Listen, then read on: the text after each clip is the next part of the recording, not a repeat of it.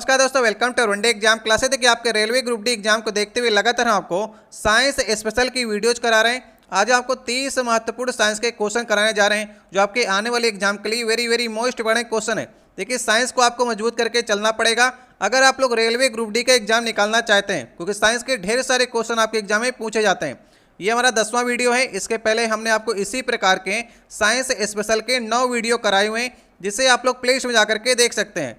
ये 30 क्वेश्चन से आप कितने क्वेश्चन को सही कर पाते हैं, इसे आप कमेंट बॉक्स में बता सकते हैं। आज का हमारा पहला क्वेश्चन है, निम्नलिखित में से कौन सा एक रासायनिक परिवर्तन है। ये 4 ऑप्शन दिए गए हैं, चारों ऑप्शन को ध्यान से देखिए। इसमें से आपको रासायनिक परिवर्तन कौन सा नजर आ रहा है। आपने भौतिक परिवर्तन पढ़ा होगा और रासायनिक परिवर्तन। तो सबसे पहले हम लोग भौतिक परिवर्तन को समझते हैं। मान लीजिए एक आपके पास पदार्थ है, इसको चेंज करके आपने इसकी अवस्था को किसी नई अवस्था में पहुंचा दिया, तो ये नई अवस्था से अपनी पुरानी अवस्था में लौटकर अगर वापस आ जाए तो इसे हम लोग कहेंगे भौतिक परिवर्तन। अगर ये पदार्थ अपनी नई अवस्था से पुरानी अवस्था में लौट करके वापस नहीं आता है तो उसे हम लोग कहेंगे रासायनिक परिवर्तन। तो चलिए चारों ऑप्शन को चेक करते हैं। देखिए पहले ऑप्शन लिखा गया है कि बर्फ का पिघल करके पानी बनना। अगर बर्फ पिघल करके पानी बन गया है तो पानी से फिर से हम लोग बर्फ को बना सकते हैं, तो ये आपका भौतिक परिवर्तन हुआ। जल का उबल करके वाष्प बनना। अगर जल वाष्प बन गया है तो वाष्प को ठंडा करके फिर से हम लोग जल को बना सकते हैं, तो ये आपका भौतिक परिवर्तन हुआ। पानी का नमक विघटन। अगर पानी में नमक मिल गया है तो हम लोग पानी को नमक से अलग भी कर सकते हैं, तो ये आपका भौतिक परिवर्तन हो गया। बी वाले ऑप्शन में लिखा गया एलपीजी का दहन।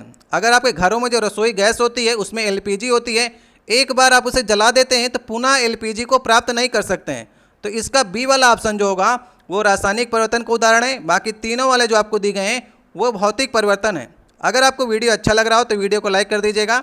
अगर आप लोग पहली बार चैनल पर आए हो तो नीचे आपको लाल रंग के सब्सक्राइब के बटन दिखेगा, उसे दबाकर लाल से काले कर दीजिएगा ताकि आने वाली वीडियो आपके पास सबसे पहले पहुंच सके। दूसरा क्वेश्चन है, तत्वों को वर्गीकृत करने का सबसे पहला प्रयास किसने किया था। ये 4 ऑप्शन है, डोवेराइनर ने, न्यूलैंड ने, मेयर ने, मेंडलीफ ने। प्रयास करिए बताने का। मैंने आपको सारे क्वेश्चन कराए हुए हैं। देखिए सबसे पहला प्रयास किया था डोवेराइनर के त्रिक सिद्धांत ने। तो डोवेराइनर ने क्या किया था, 3 तत्वों की श्रेणी बनाई थी और ये बताया था कि अगर हम पहले तत्व का द्रव्यमान संख्या तीसरे तत्व की द्रव्यमान संख्या को जोड़ करके आधा कर दें तो हमें बीच वाले संख्या द्रव्यमान संख्या मालूम चल जाएगी बीच वाले तत्व की। तो सबसे पहले प्रयास किया था डोवेराइनर ने। इसके बाद न्यूलैंड आए, मेयर आए और सबसे सुव्यवस्थित ढंग से जो आवर्त तालिका बनाई वो मेंडलीफ ने बनाई थी। लेकिन प्रयास सबसे पहले किसने किया था, डोवेराइनर ने किया था। सही ऑप्शन होगा ए वाला ऑप्शन। तीसरा क्वेश्चन है, हवा से गुजरने वाली वस्तुओं पर हवा द्वारा कौन सा बल लगाया जाता है। गुरुत्वाकर्षण बल, चुंबकीय बल, स्थिर वैद्युत बल या फिर घर्षण बल। ठीक है, 4 ऑप्शन है। अगर कोई वस्तु हवा से गुजर रही है, मान लीजिए एरोप्लेन है आपका, हवा से गुजर रहा है, तो वहाँ पर कौन सा फोर्स लगता है, तो वहाँ पर भी घर्षण बल लगता है। घर्षण बल हवा का लगता है। इसलिए आपने देखा होगा कि वायुयान जो भी बनाए जाते हैं आगे से पतले बनाए जाते हैं, ताकि जब वो आगे की ओर उड़े तो हवा उनसे कम टकराए। वो कम से कम टकराएगी, अगर यहाँ पर से टकराएगी तो ये ऊपर से निकल जाएगी, नीचे से निकल जाएगी। इसलिए उसके सामने से जितनी कम हवा टकराएगी उतनी तेज़ी से हमारा वायुयान आगे जाएगा और घर्षण बल कम लगेगा हवा का। तो सही ऑप्शन हो गया इसका डी वाला ऑप्शन। चौथा क्वेश्चन है, फ्लोएम। यहाँ पर 4 ऑप्शन दिए गए, किसके अतिरिक्त निम्नलिखित में से अन्य सभी से मिलकर के बना है।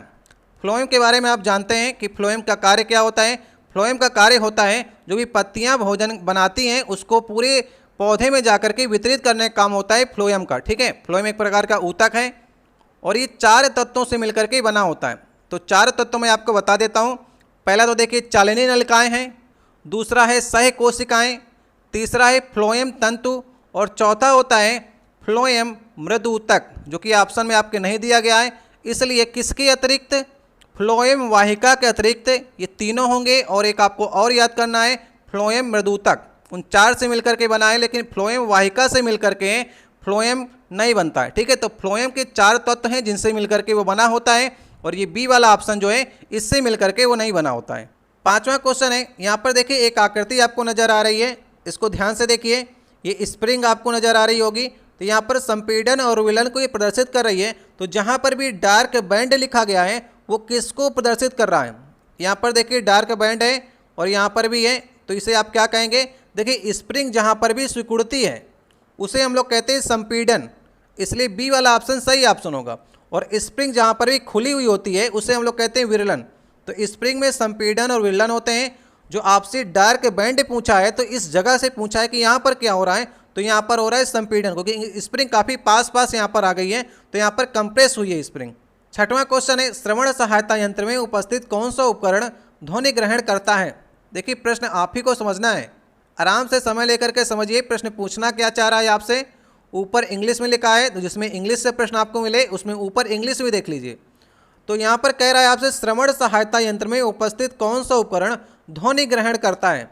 तो ध्वनि ग्रहण करने वाले की बात करेंगे तो सही ऑप्शन होगा माइक्रोफोन, इसका ए वाला ऑप्शन सही ऑप्शन होगा, जिसे हम लोग आम लैंग्वेज में क्या कहते हैं, माइक कहते हैं। माइक्रोफोन को हम लोग क्या कहते हैं, माइक कहते हैं।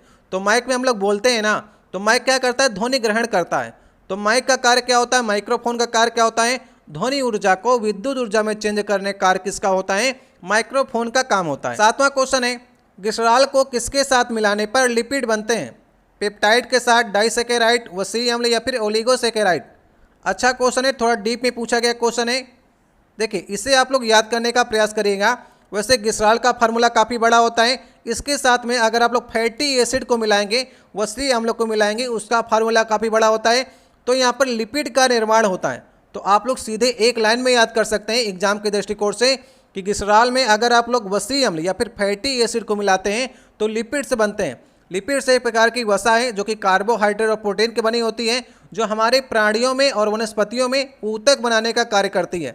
तो आप लोग इसे एग्जाम के दृष्टिकोण से इसी प्रकार से सिंपल तरीके से याद कर सकते हैं, एग्जाम में आपको याद आ जाएगा। आठवां क्वेश्चन है आधुनिक आवर्त सारणी में इलेक्ट्रॉनिक विन्यास 2, 8, 1 वाले तत्व को कहाँ पर रखा जाता है। समूह 3 में, समूह 11 में, आवर्त 1 में, समूह 1 में। ठीक है, देखिए सबसे पहले समझिए कि ये तत्व कौन सा हो सकता है। 8, 2, 10, 1, 11 मतलब आपसे बात की है सोडियम की।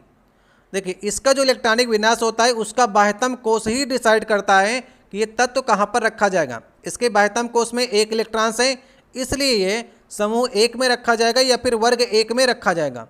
कौन सा ऑप्शन सही होगा इसका, लास्ट वाला ऑप्शन सही ऑप्शन होगा। अगर इसके बाह्यतम कोष में 2 इलेक्ट्रॉन्स होते हैं तो ये समूह 2 में रखा जाता, अगर 3 होते हैं तो 3 में रखा जाता। आपको डिसाइड करना पड़ेगा कि एस ब्लॉक में है, पी ब्लॉक में है, डी ब्लॉक में है, उसी प्रकार से आपको रखना होगा। तो बाह्यतम कोष ही डिसाइड करता है। जैसे कि आप यहाँ पर देख सकते हैं पहले वाले समूह में इस प्रकार से आपको तत्व मिलते हैं।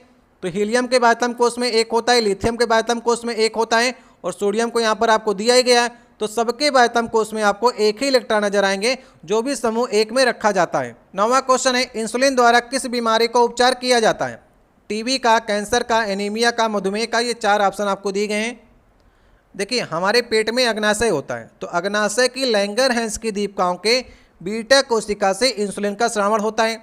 अब इंसुलिन का कार्य क्या होता है हमारे शरीर में, रक्त में जो शर्करा होती है उसकी मात्रा का निर्धारित करने का काम जो होता है इंसुलिन का होता है। अगर इंसुलिन हमारे शरीर में कम बनेगा तो हमें डायबिटीज़ नामक रोग हो जाएगा, मधुमेह हो जाएगा। हमारे रक्त में शर्करा की मात्रा ज़्यादा हो जाती है तो हमें मधुमेह या फिर डायबिटीज़ नामक रोग हो जाता है। तो हमें फिर बाहर से इंसुलिन लेना पड़ता है मधुमेह का उपचार करने के लिए। तो इंसुलिन द्वारा किस बीमारी का इलाज किया जाता है, तो डायबिटीज़ बीमारी का इलाज किया जाता है। 10वां क्वेश्चन है हमारे शरीर की सबसे महत्वपूर्ण ग्रंथियों में से एक प्यूटेटरी ग्रंथि कहाँ पर स्थित होती है। देखिए यहाँ पर भी इंग्लिश से लिखा गया और हिंदी में भी इंग्लिश से लिखा गया, इसलिए आपके एग्जाम में इंग्लिश भी काफ़ी महत्वपूर्ण रोल अदा करती है। जो छोटे छोटे शब्द होते हैं जीव विज्ञान के और आपके भौतिक विज्ञान के, रसायन विज्ञान के, इनको भी आपको याद करके चलना होता है। अगर हम लोग हिंदी में बात करेंगे तो ये बात की आपसे पीयूष ग्रंथि की, तो आपको मालूम है पीयूष ग्रंथि कहाँ पर होती है, आपके मस्तिष्क में होती है। तो खोपड़ी के अंदर पीयूष ग्रंथि होती है जिसे हम लोग मास्टर ग्लैंड के नाम से जानते हैं। तो मास्टर ग्लैंड होती है मतलब सभी ग्लैंड, जितने भी आपके शरीर में ग्लैंड होती हैं, जितनी भी आपके शरीर में ग्रंथियाँ होती हैं, उन सब की मास्टर होती है। उनको नियंत्रित करने का काम किसका होता है, पीयूष ग्रंथि का काम होता है। और कहाँ पर होती है, खोपड़ी के अंदर होती है, मस्तिष्क के अंदर होती है। 11वां क्वेश्चन है जब कोयले का भंजक आसवन किया जाता है जो कि हवा की अनुपस्थिति में उसे तेज गर्म किया जाता है तो कौन सा उत्पाद आपको प्राप्त होगा। कोक प्राप्त होगा, पेट्रोल, डीजल या फिर मिट्टी का तेल। देखिए यहाँ पर भंजक आसवन किया गया है, इसमें क्या किया जाता है, हवा मतलब कि ऑक्सीजन की अनुपस्थिति में उसे गर्म किया जाता है। तो कौन सा पदार्थ प्राप्त होगा, तो कोयले से बनता है कोक। तो सही ऑप्शन होगा कोयले का भंजक आसवन से कोक बनता है। इसको आप लोग याद कर लीजिएगा, सही ऑप्शन होगा ए वाला ऑप्शन। 12 नंबर क्वेश्चन है मिश्रण प्रकृति में कैसा हो सकता है।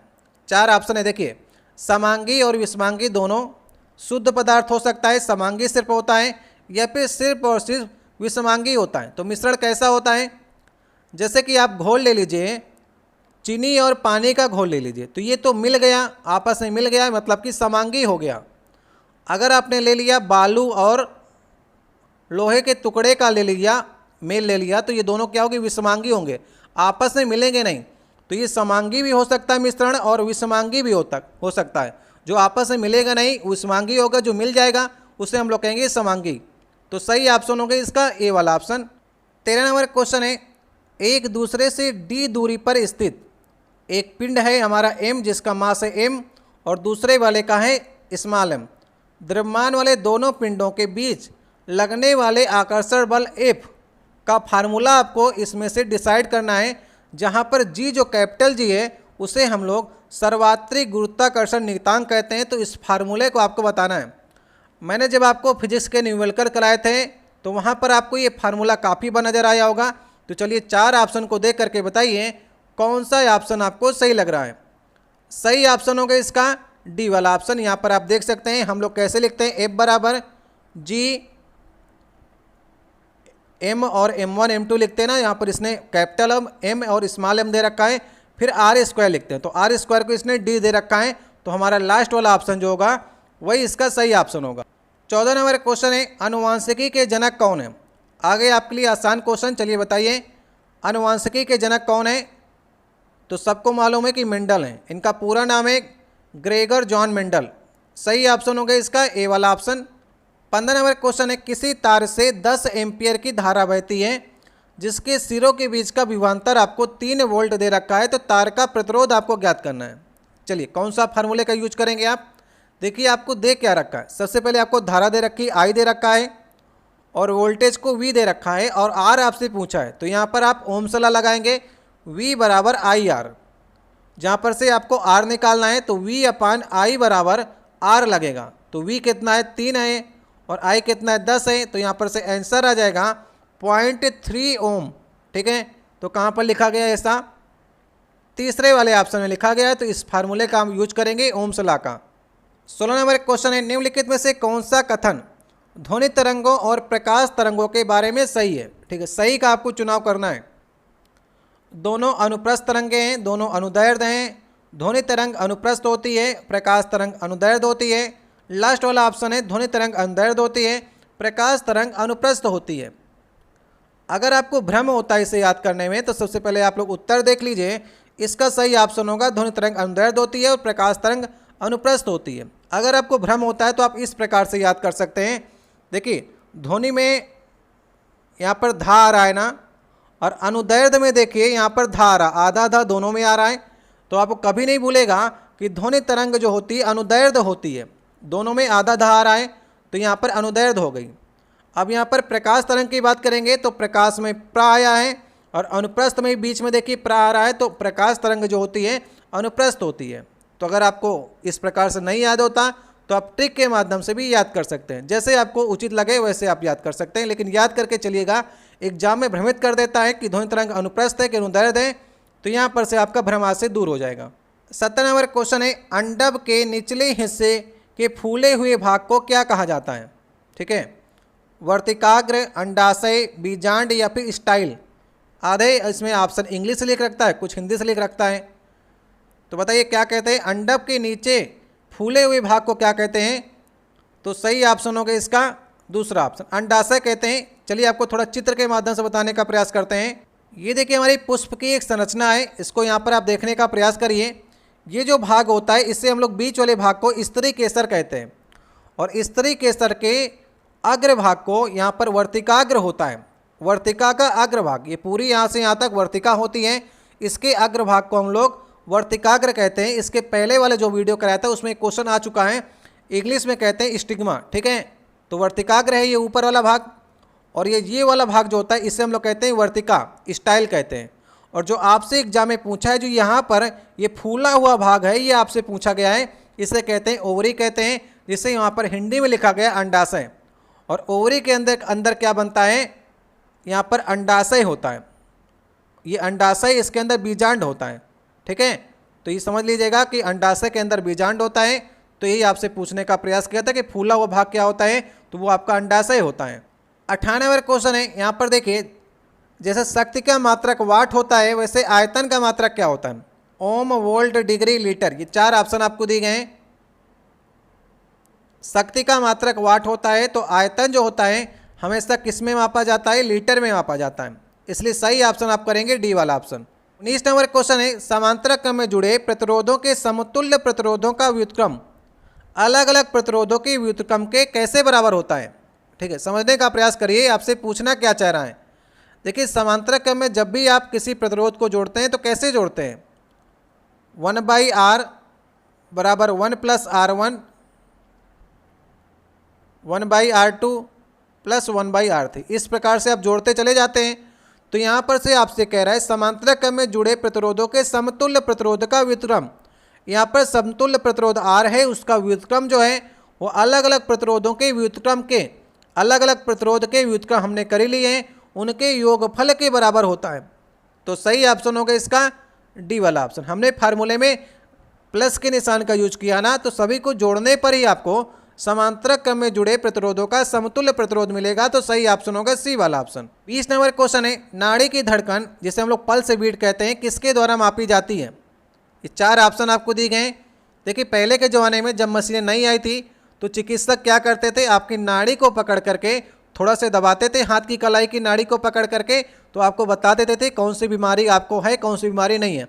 अभी भी आपको कुछ ऐसे वैद्य मिलेंगे जो अभी भी नाड़ी को पकड़ करके आपकी बता देंगे कि आपको कौन सी समस्या है। तो वो नाड़ी में आपकी क्या पकड़ते हैं? शरीर की धमनी को पकड़ते हैं। धमनी का सीधा संबंध हृदय के साथ में होता है। हृदय की धड़कन के कारण धमनियों में होने वाली हलचल को हम लोग नाड़ी कहते हैं, ठीक है। और धमनी क्या करते हैं, वो लोग एक हड्डी के पास थोड़ा से मिला करके दबाते हैं, जिससे नाड़ी की धड़कन को उनको मालूम चल जाती है। ये पूरा शास्त्र होता है, इसको पढ़ना पड़ता है नाड़ी शास्त्र को। इसी से आपको मालूम चलेगा कि आपके शरीर में रक्त का प्रवाह कैसा हो रहा है। जैसे आपकी गर्दन के पास वो पकड़ सकते हैं, हाथ की कलाई में ज़्यादातर पकड़ते हैं, घुटने के पीछे पकड़ सकते हैं, जहाँ से उनको नाड़ी मिल जाएगी आपकी वहाँ से बता देंगे। इसे कहते हैं हम लोग धमनी कहते हैं नाड़ी को। तो धमनी को आपके पकड़ते हैं, सही ऑप्शन होगा बी वाला ऑप्शन। 21 नंबर क्वेश्चन है, शुक्र वाहिका मूत्रालय से आने वाली ट्यूब के साथ जुड़ करके एक सामान्य मार्ग का निर्माण करती, जिसे क्या कहते हैं? वृषण, शुक्राशय, मूत्रवाहिनी, मूत्रमार्ग। ठीक है, ये तो सिंपल सा क्वेश्चन है। इसे क्या कहते हैं? मूत्रमार्ग कहते हैं। ठीक है, शुक्र वाहिका मूत्रालय से आने वाली ट्यूब के साथ जुड़ करके एक सामान्य मार्ग का निर्माण करती, जिसे हम लोग क्या कहते हैं? मूत्रमार्ग कहते हैं। 22 नंबर क्वेश्चन है, निम्नलिखित में से कौन सा विद्युत का सुचालक है? ठीक है, यहाँ पर आपको फास्फोरस, सल्फर, नाइट्रोजन और तांबा दिया गया। तो यहाँ पर आप देख सकते हैं, आपको यहाँ पर 3 अधातुएं दी गई हैं, फास्फोरस, सल्फर, नाइट्रोजन। तो अधातुएं जो होती हैं वो विद्युत की कुचालक होती हैं। अगर हम लोग ग्रेफाइट को छोड़ दें तो यहाँ पर तांबा जो है एक प्रकार की धातु है, और इन चारों ऑप्शन में धातु जो होती है विद्युत की सुचालक होती है। तो सी ऑप्शन को आप सही कर सकते हैं। 23 नंबर क्वेश्चन है, एक आइडियल गैस का 4 ग्राम आपको द्रव्यमान दिया गया है। 546 केल्विन एवं 2 एटीएम दबाव पर उसका जो वॉल्यूम प्राप्त होता है, आयतन प्राप्त होता है 5.6035 लीटर प्राप्त होता है। तो उस गैस का आपको आणविक भार निकालना है। जिन भी लोगों को ऐसा लगता है कि क्वेश्चन इजी पूछे जाते हैं, वो इस सवाल को लगाने का प्रयास करें। कुछ लोग कहते हैं कि सर आप बहुत सरल सवाल कराते हैं, तो कुछ ही सवाल कठिन पूछे जाते हैं। सारे सवाल जो पूछे जाते हैं वो सिंपल ही पूछे जाते हैं। अगर 25 क्वेश्चन पूछे गए हैं तो लगभग 20 से 22 क्वेश्चन असाधारण पूछे जाते हैं, 2 से 3 ही क्वेश्चन अगर कठिन पूछे जाते हैं। तो चलिए इस क्वेश्चन को लगाने का प्रयास करिए। जो भी कठिन सवाल लगाने के इच्छुक हैं वो इसका उत्तर निकाल सकते हैं। वीडियो को रोकिए और फार्मूला सोचिए, क्या इसमें आप लगाएंगे, उसका आंसर आप बता सकते हैं। चलिए मैं आपको बताना स्टार्ट करता हूँ। यहाँ पर देखिए आइडियल गैस की बात की गई है, तो आइडियल गैस समीकरण यहाँ पर लगेगा। आइडियल गैस समीकरण क्या होता है? आदर्श गैस समीकरण क्या होता है? PV बराबर nRT होता है। ठीक है, आपने पढ़ा होगा आदर्श गैस समीकरण। यहाँ पर P आपको दे रखा है 2 एटीएम, तो यहाँ पर 2 रख लीजिए। V की वैल्यू यहाँ पर 5.6035 दे रखी है। वॉल्यूम आपको यहाँ पर आयतन इतना दे रखा है। n यहाँ पर देखिए मोलों की संख्या जो होती है n होता है। अब मोलों की संख्या आप कैसे निकालते हैं? ऊपर जो गैस का भार रखते हैं और नीचे अणु भार रखते हैं, ठीक है। तो यहाँ पर ऊपर आपको इसका भार तो दे रखा है 4 ग्राम, लेकिन आपको अणु भार नहीं दे रखा है। तो अणु भार को हम लोग m मान लेते हैं। RT, R जो होता है वो गैस नियतांक होता है, और गैस नियतांक की वैल्यू जो होती है वो निश्चित होती है। कितनी होती है? 0.0821 होती है, ठीक है। इसको याद कर लीजिएगा, गैस नियतांक की जो वैल्यू होती है वो निश्चित होती है, 0.00821 होती है। और T आपको दिया गया है, कितना दिया गया? 546 केल्विन दिया गया है, ठीक है। इसको आप लोग कॉपी में नोट कर लीजिएगा, आराम से लगाने का प्रयास करिएगा। यहाँ पर से आपको अणुभार निकालना है, m की वैल्यू निकालना है। तो एक बार हम लोग थोड़ा से काटने का प्रयास करते हैं। यहाँ से देखिए 2 दूनी 4, यहाँ पर से 2 आ जाएगा। अब थोड़ा से m को आप क्या करिए, तिर्यक मल्टीप्लाई करके इधर भेज दीजिए और समीकरण को इसको नीचे भेजिए। तो देखिए क्या बनेगा, मैं आपको करके थोड़ा बता देता हूँ। 2 मल्टीप्लाई, पॉइंट लगा दीजिएगा इधर, इसके बाद 546 बटे यहाँ पर आपको 5.6035। देखिए अप्रॉक्स में आप आंसर सोचने का प्रयास करिए। अगर आप 2 से इसका मल्टीपल करेंगे तो 8 दूनी 16 बनेगा, 0.16 के करीब ये आएगा। अब यहाँ पर 546 से नीचे 560 है, तो अगर अप्रॉक्स में देखेंगे तो ये कट भी जाएगा। 546 और 560, अगर हम दशमलव को 2 अंक इधर खसका दें, अगर यहाँ पर ऊपर नीचे हम 100 से मल्टीप्लाई कर दें तो नीचे वाला 100 जो है 560 बन जाएगा, ऊपर वाला 546। तो वैल्यू आप यहाँ पर से देख सकते हैं थोड़ा बराबर हो जाएंगी, लेकिन ऊपर हमें 100 से मल्टीप्लाई करना होगा। तो यहाँ पर 0.16 बना है, यहाँ पर 100 से मल्टीप्लाई करेंगे तो इसका अणुभार निकल कर आएगा 16। तो अप्रॉक्स में आप इसका आंसर जो है अगर निकालना चाहें तो आसानी से 16 निकल कर चले आएंगे, क्योंकि ऑप्शन में काफ़ी डिफरेंस रखा गया है। तो अगर आपके दिमाग में 16 आ रहा है तो 16 को सही करके आगे बढ़ सकते हैं, वरना अगर पूरा कैलकुलेशन आप करेंगे तब भी आपको 16 ही प्राप्त होगा, ठीक है। तो सोच करके भी आप 16 इसको सही कर सकते थे। 24 नंबर क्वेश्चन है, देखिए यहाँ पर लिखा गया है क्षार सर्वात्रिक सूचके के रंग को किसमें चेंज कर देता है। अब देखिए सर्वात्रिक सूचकों में आप लिटमस पेपर को भी ले सकते हैं। तो क्षार क्या करता है सर्वात्रिक सूचकों के रंग में? बेस का काम क्या होता है? वो ब्लू कर देता है। किसी भी सर्वात्रिक सूचक को वो ब्लू कर देगा। अगर हम लोग लिटमस पेपर की बात करते हैं तो उसके रंग को ब्लू कर देता है। तो सही ऑप्शन कौन सा होगा? नीला वाला। तो किस ऑप्शन में लिखा गया है? सी वाले ऑप्शन में। तो सी वाले ऑप्शन को सही कर दीजिए। 25 नंबर क्वेश्चन है, कार्बन का वो कौन सा समस्थानिक रेडियोधर्मी होता है जो रेडियो कार्बन डेटिंग के लिए उपयोग किया जाता है। देखिए कार्बन के ढेर सारे समस्थानिक होते हैं।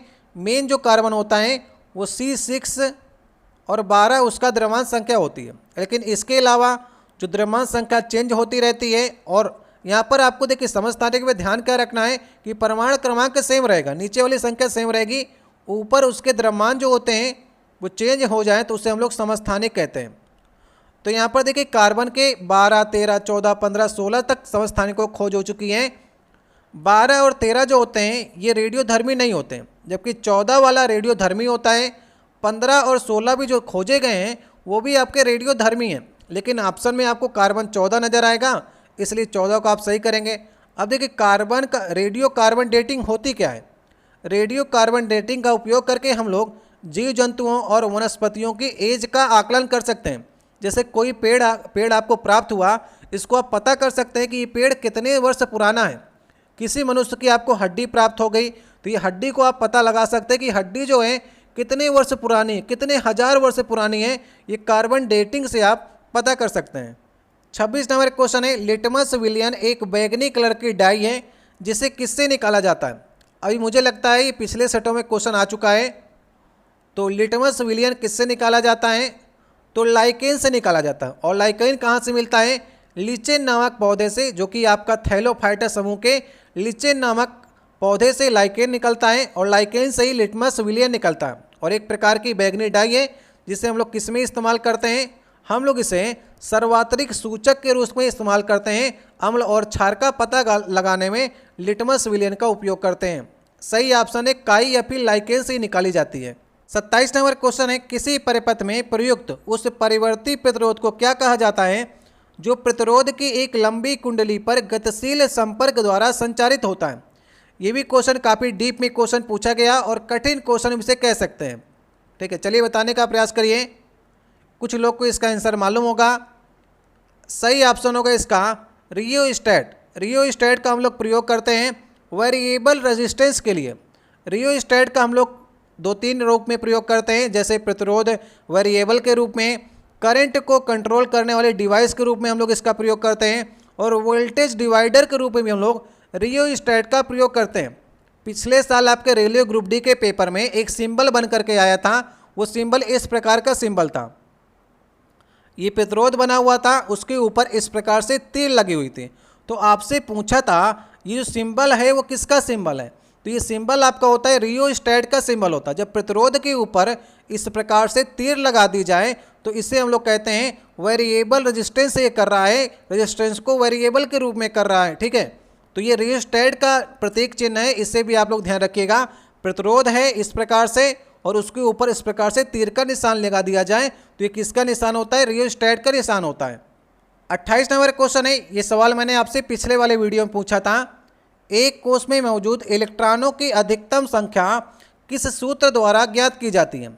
जैसे ये कोई नाभिक है, मान लीजिए नाभिक के चारों ओर जो इलेक्ट्रॉन्स होते हैं कक्षा में चक्कर लगाते हैं, तो पहली कक्षा ये हो गई, दूसरी कक्षा ये, तीसरी कक्षा ये, इस प्रकार से आप लोग KLMN इस प्रकार से कक्षाओं को लिख सकते हैं। तो अभी आपको बताना है कि किसी भी कक्षा में अधिकतम कितने इलेक्ट्रॉन्स हो सकते हैं, आप किस फार्मूले का यूज करके बताएंगे। तो इसका सही ऑप्शन होगा 2n²। अगर हम लोग पहले सेल की बात करेंगे तो इसमें n की जगह पर 1 रख दीजिए, तो n की जगह पर 1 रखेंगे तो पहले सेल में 2 इलेक्ट्रॉन्स होंगे, मैक्सिमम 2 इलेक्ट्रॉन्स हो सकते हैं। दूसरे सेल की बात करेंगे तो n की जगह पर अगर आप 2 रखेंगे तो 2 दूनी 4 दूनी 8, दूसरे सेल में मैक्सिमम 8 इलेक्ट्रॉन्स हो सकते हैं। तीसरे सेल की बात करेंगे तो यहाँ पर 3 त्रिक 9 दूनी 18, तो इस प्रकार से आप, लेकिन किसी भी सेल में 32 इलेक्ट्रॉन से ज़्यादा नहीं हो सकते, ये भी आपको ध्यान रखना है। इस सूत्र के फार्मूले का यूज तभी करेंगे, 32 से अधिक इसे नहीं ले जाएंगे। तो सही ऑप्शन कौन सा ऑप्शन होगा, बी वाला ऑप्शन सही ऑप्शन होगा। 29 नंबर क्वेश्चन है, ये प्रश्न मैंने आपसे पिछले वाले वीडियो में पूछा था, लेकिन काफ़ी कम लोगों ने इसका सही उत्तर बताया। अब देखिए गलती आपसे कहाँ पर हो रही है, इसको समझने का प्रयास करिए। एक आदमी एक बड़े समतल दर्पण के सामने 10 मीटर की दूरी पर खड़ा है। अपने प्रतिबिंब से 5 मीटर की दूरी पर पहुंचने के लिए उसे कितनी दूर चलना होगा। समझिएगा, मान लीजिए दर्पण है, ठीक है, आपके घर में जो शीशा होता है वही दर्पण आप मान लीजिए। आप समतल दर्पण के सामने 10 मीटर की दूरी पर खड़े, मान लीजिए आप यहाँ पर खड़े हैं, 10 मीटर की दूरी पर आप यहाँ पर खड़े, तो आप ये आभास करेंगे कि आपका प्रतिबिंब जो है वो दर्पण के पीछे 10 मीटर की दूरी पर बन रहा होगा, ठीक है। सोचिएगा, दर्पण पर देखिएगा, जितना आप दर्पण से दूर होंगे आपका प्रतिबिंब भी उतना ही आपसे दूर होगा। जितना आप दर्पण के पास आएंगे आपका प्रतिबिंब भी आपके पास उतना ही चला आएगा। तो अगर आप 10 मीटर की दूरी पर यहाँ पर खड़े हैं सामने, तो आपका आभासी जो प्रतिबिंब बनेगा वो आपसे 10 मीटर पीछे बनेगा, दर्पण के 10 मीटर पीछे बनेगा। जितना आप इधर होंगे उतना ही आपका प्रतिबिंब पीछे बनेगा आभासी के रूप में। तो आपके और आपके प्रतिबिंब के बीच की दूरी कितनी हो गई, 10 और 10 20 मीटर। आपके और आपके प्रतिबिंब के बीच की दूरी 20 मीटर है। अब प्रश्न में आगे क्या कह रहा है, अपने प्रतिबिंब से 5 मीटर की दूरी पहुंचने के लिए आपको कितना दूरी चलनी होगी। अभी आपके और आपके प्रतिबिंब के बीच की दूरी 20 मीटर है, अब कह रहा है कि 5 मीटर होनी चाहिए, मतलब आपको दर्पण की ओर चलना होगा। और कितना चलेंगे, तो 15 मीटर दोनों को मिलाकर के चलना है। तो 7.5 चलिए, 7.5 आप इधर चलेंगे तो आप यहाँ पर पहुँच जाएंगे, ये 2.5 मीटर हो जाएगा। यहाँ पर आप आ गए 2.5 मीटर की दूरी पर दर्पण से, तो आपका प्रतिबिंब जो बनेगा वो भी 2.5 मीटर की दूरी पर बनेगा। तो 2.5 मीटर 2.5 मीटर 5 मीटर, आपके और आपके प्रतिबिंब के बीच की दूरी अब 5 मीटर हो गई। पहले 20 थी, लेकिन अभी आपने 7.5 इधर से चलाया तो 7.5 आपका प्रतिबिंब भी चलेगा। तो आप दर्पण की ओर कितना मीटर चलें, 7.5 मीटर चलें। तो कौन सा ऑप्शन सही ऑप्शन होगा, ए वाला ऑप्शन सही ऑप्शन होगा। समझिएगा, देखिए दर्पण का खेल है ये, नहीं समझ पाएँ तो घर में शीशे के सामने खड़े होइएगा, समझने का प्रयास करिएगा। जितना आप शीशे से दूर होंगे उतना ही आपका प्रतिबिंब जो होगा वो दर्पण से दूर नजर आएगा। आज का 30 नंबर क्वेश्चन है, आज का लास्ट क्वेश्चन है। आपने ओम्स लॉ पढ़ा होगा, तो ओम्स लॉ की सीमाएं क्या हैं, लिमिट्स क्या हैं, कहाँ कहाँ पर ओम्स लॉ लागू नहीं होता है, ये आपको बताना है। आपको ये दोनों कथन सही लग रहे हैं कि दोनों कथन नहीं लग रहे हैं, केवल एक लग रहा है, केवल दो, ये 4 ऑप्शन में से आप सेलेक्ट करिए। देखिए यह गैसीय चालक पर लागू नहीं होता है, ये बात बिल्कुल सही है। ओम्स लॉ जो है गैसीय चालकों पर लागू नहीं होता है। यह जर्मेनियम और सिलिकॉन जैसे अर्धचालकों पर लागू नहीं होता, ये सेमी कंडक्टर्स पर लागू नहीं होता, ये भी सही है। तो ओम्स लॉ जब आप पढ़ेंगे तो उसका लिमिटेशन पढ़ेंगे, तो ये दोनों ही लिमिटेशन जो है ओम्स लॉ के अंतर्गत नहीं आती हैं। ओम्स लॉ इन दोनों में लागू नहीं होता है, तो दोनों ही ऑप्शन इसके सही ऑप्शन होंगे। तो यहाँ तक हमारे 30 क्वेश्चन कंप्लीट हो जाते हैं और सारे क्वेश्चन आपके आने वाले एग्जाम के लिए very very most important question है। तो प्रैक्टिस कर लीजिएगा। कुछ प्रश्न इसमें कठिन ही प्रश्न रखे गए थे, लेकिन 2-3 ही प्रश्न, फिर भी मैं आशा करता हूँ कि इसमें से आपको 22 से 24 क्वेश्चन सही करना है। इस समय आपको 30 क्वेश्चन में आप कम से कम 22 से 24 क्वेश्चन सही कीजिए। अगर आप एक मध्यम स्टूडेंट हैं तो इतने आप कर सकते हैं, जैसे कि मैंने आपको ढेर सारे वीडियोज कराए हुए हैं, उनको देखकर भी आप इसे सही कर सकते थे। मैं आपके लिए 2 क्वेश्चन छोड़े जा रहा हूँ, उससे भी आप लोग कमेंट बॉक्स में करने का प्रयास करिएगा। यहाँ पर देखिए पहला क्वेश्चन है, पृथ्वी का द्रव्यमान कितना है? ये 4 ऑप्शन है, चलिए बताइएगा कमेंट बॉक्स में आप लोग। 2 क्वेश्चन आपके लिए छोड़े जा रहे हैं। वीडियो अच्छा लगे तो वीडियो को लाइक कीजिएगा। एक क्वेश्चन और आपके लिए छोड़े जा रहे हैं, इसको आप लोग देखिएगा। और ये क्वेश्चन देखिए हमारा है, ये क्वेश्चन आपके लिए छोड़े जा रहे हैं, गति का पहला नियम किसके और समय के बीच में संबंध को प्रदर्शित करता है? मैं आपको गति का प्रथम नियम बता देता हूँ। v बराबर u प्लस AT जो होता है, ये गति का प्रथम नियम होता है। अब आप लोग कमेंट बॉक्स में इसका उत्तर बताइएगा। ये 2 प्रश्न मैंने आपके लिए छोड़े हैं। आपको वीडियो कैसा लगा? वीडियो अच्छा लगा हो तो लाइक कीजिएगा, अगर बन पड़े तो आप लोग शेयर भी कर सकते हैं। अगर आप लोग इसका नेक्स्ट पार्ट चाहते हैं तो कमेंट बॉक्स में आप लोग कह सकते हैं। यहाँ तक हमारे 10 पार्ट जो थे वो साइंस स्पेशल के कंप्लीट हो गए। अब आपको 4 पार्ट से लेकर के 10 पार्ट तक की PDF जो है हम आपको टेलीग्राम चैनल पर भेज देंगे, वहाँ से आप लोग ले लीजिएगा। हमने जो सीरीज स्टार्ट की थी अभी नई तरीके से, वो 4थे पार्ट से 10वें पार्ट तक अभी तक आपको कराई है, तो वहाँ से आपको PDF हम आपको सारी के सारी टेलीग्राम चैनल पर भेज देंगे, आप लोग ले लीजिएगा। और टेलीग्राम चैनल का लिंक जो है आपको डिस्क्रिप्शन में मिल जाएगा। किसी प्रश्न में डाउट होता है कि इसका आंसर ये सही हो सकता था, तो आप कमेंट बॉक्स में कह सकते हैं। इन दोनों प्रश्नों को उत्तर दीजिएगा। मिलते हैं नेक्स्ट वीडियो में। बहुत बहुत धन्यवाद।